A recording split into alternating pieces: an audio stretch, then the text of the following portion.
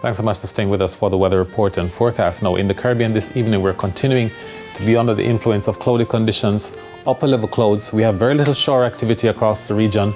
Most of these clouds are across the central portion of the basin. Across the west, dry, stable conditions are persisting.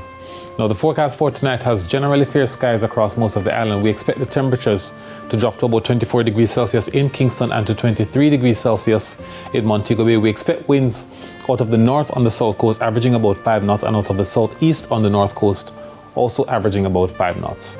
In the morning tomorrow, it's partly cloudy, especially across sections of eastern parishes, and for the afternoon, it's partly cloudy as well. We do also have strong winds across the area, especially across coastal areas. Temperatures are reaching 31 degrees Celsius in Kingston, also in Montego Bay.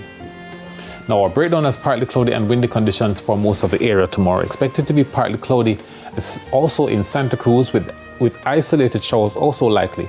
We do also have shower activity in the forecast for Savannah Lamar in the afternoon tomorrow. Across the north, we do have an increase in shower activity. Showers are likely in St. Anne's Bay, Ocho Rios, as well as Port Maria, Port Antonio, and in Golden Spring and Bogwalk. We also have showers across inland areas of the west, in Moco, in Christiana, and also in Grange Hill. Also in Duncan's Trelawney, we do have shower activity in the forecast. Now, the next few days, isolated showers mainly across eastern and central parishes on Sunday, and then across central and western parishes on Monday and Tuesday.